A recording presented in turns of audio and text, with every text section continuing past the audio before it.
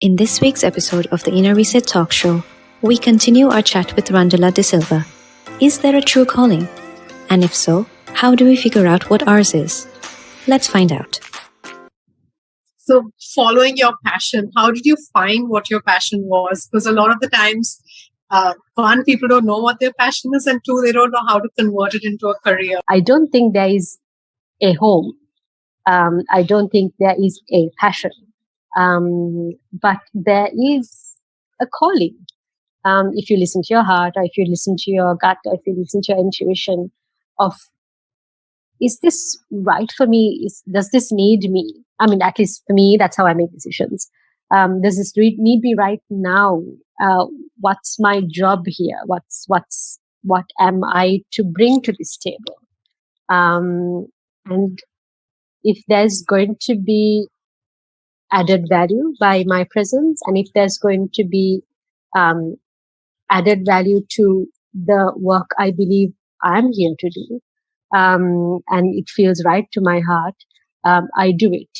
And I think it's also knowing what you want to stand for, so knowing your values, what you want to stand for and what you really don't want to stand for, and what you want to commit 12 hours or 8 hours of your life every day to, and what you don't want to commit your hours to, and how you want your life to be. Do I want a corporate office to sit on executive chair and drive a Mercedes, or do I want a different daily routine? Everybody has a different value system, and there's no right or wrong. It's who you are and what appeals to you, and that's what's important. That you make the choices, whether it's this, that, or the other, because you want to, and not because you're told to, and not because you're expected to.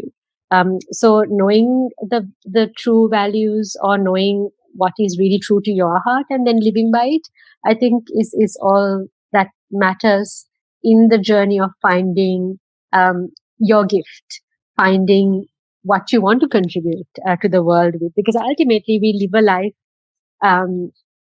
that we can do so much and contribute so much, but sometimes it takes us till 60 or 65 years to think and understand. We've been acquiring, and nothing but titles and assets, and we've really not given back anything, and there's nothing that we're leaving behind. So I think, it's a personal value system that will really help you navigate. So how did you find your calling, and how did you navigate that understanding of what your calling is, and has it changed over time? I think it gets refined for sure. And for it to get refined, you've just got to go ahead and do things.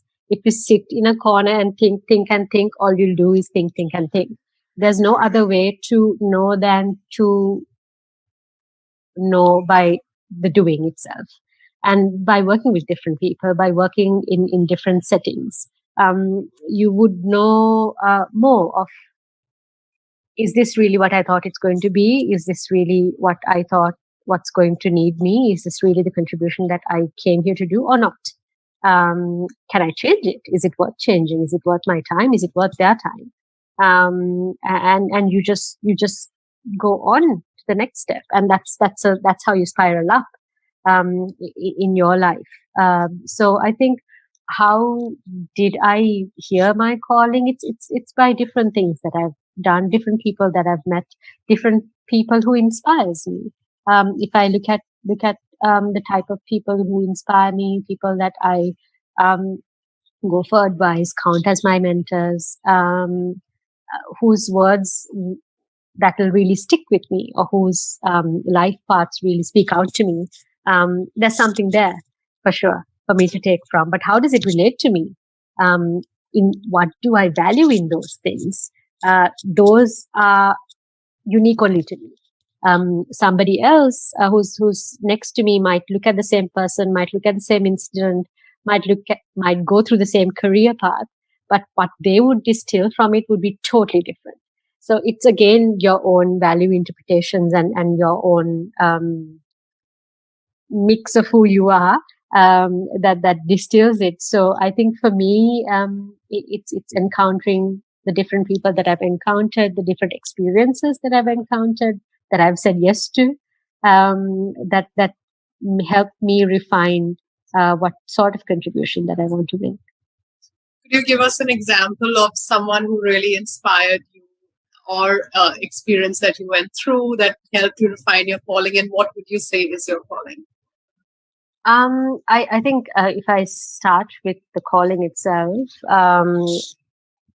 in whatever I do, I think I want to bring more awareness to myself as well as to the people around me, to be more and more conscious on the journey that I'm in as well as they're in. So whatever I experience, the aha moments I have, I want to expand on them more and more and make sure that a lot of other people have access to it more and more, to live a life that's really true to themselves, as I'm trying to live my own.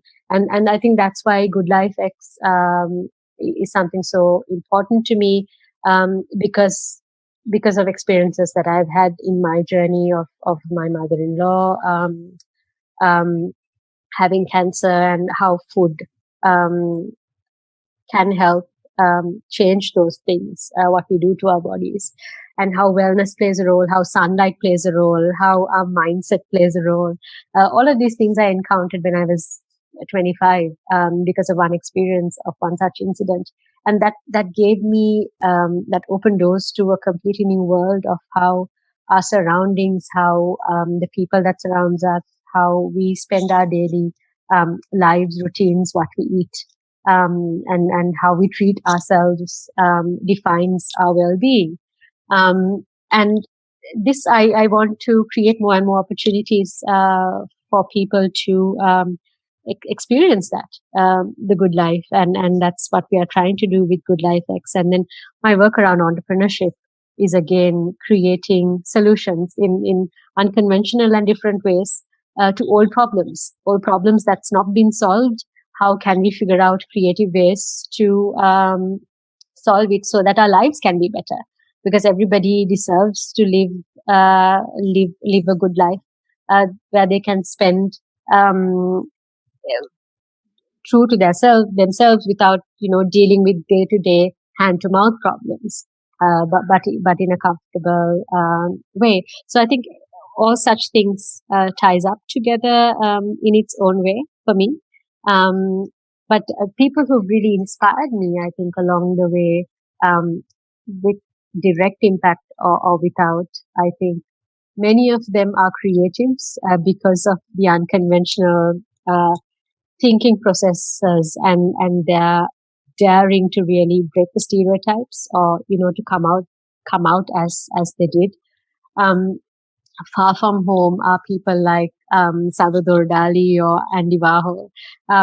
These people really took something deep down from their unconscious and just put it to the world so raw, so blatantly, so brutally, and created completely new and different structures that has not just stayed with art, but's gone into so much of layers of the society. And it's so inspiring to see such ripple effects come to our lives. I've never met these people. I don't know what they're like in real life, but their work still lives on. And that is visionary. That's exemplary.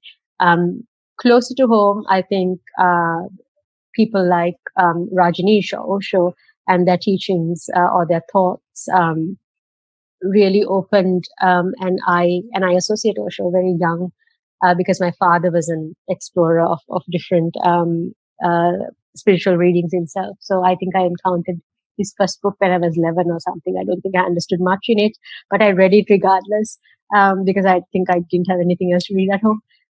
But those kind of perspectives really gave openings to different ways to look at things, different ways to navigate. And I think that's what I said at the beginning. The more exposure you have to in the world, the more you know that exists, and you go beyond your, immediate reality where you think your universe ends with where your nose tip is. It's much more larger, and to be open to those diverse experiences, I think was key. For more videos like this, subscribe to our channel.